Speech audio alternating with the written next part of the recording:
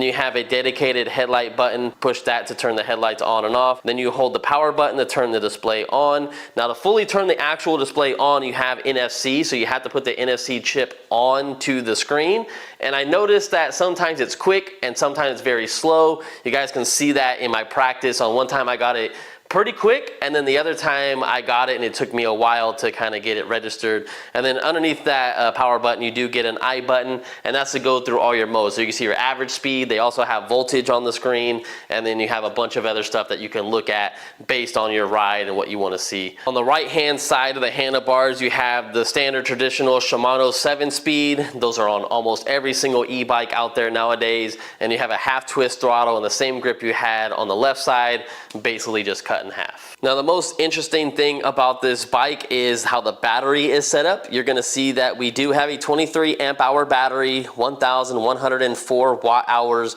Charging voltage goes up to 54.6 volts, and it is a 13S 8P. Now to charge that battery, you're looking at 2 amps max, so it's not a lot. It's gonna take roughly about 6 hours to charge that battery from dead to full. You do have this little flip up lever right here where you can kind of access the keys to remove the battery from the bike if you want to go charge it inside. You also have your charging port right there as well. One thing that I wasn't a huge fan about this setup is that if you do have your keys and you want to not put them in your pocket, or you have nowhere to put them, maybe you don't have pants that have a pocket, you can't put the keys into that slot and close the cover. So the cover is going to stay wide open if you're trying to keep the keys on you. And again, you have NFC, so you have to have the NFC somewhere in your pocket or hide it somewhere because you need that to turn the screen on. Now let me show you how to take this battery out. All you have to do is turn the keys to the off position and it will undo the latch, and then just use the handle that's built into the battery to pull it straight out. Now with the battery straight out, you can see all the room that we have down there. There is a plate on the very bottom that has a couple screws that you can take that off. If you really want to put like a custom battery in there, you definitely could. Here's a look at that rear suspension. Innovation, technology, design. Right above the suspension is where you have the controller box, and then your seat right above that, which is a standard traditional seat they've had on every single JANSNO bike so far. It feels decent, but we'll definitely have to see how this thing feels when we go and ride it. In the very back of the bike, you get a working brake light with turn signals as well, with a license plate bracket. Now the whole brake light doesn't light up when you hit the brakes. You only have one top little light that pops on. Below all that is where you have a plastic fender right above the tire, and it doesn't go all the way back. It's kind of a half fender and it flares up towards the back. Then you can see our mag wheel with our 750 watt motor.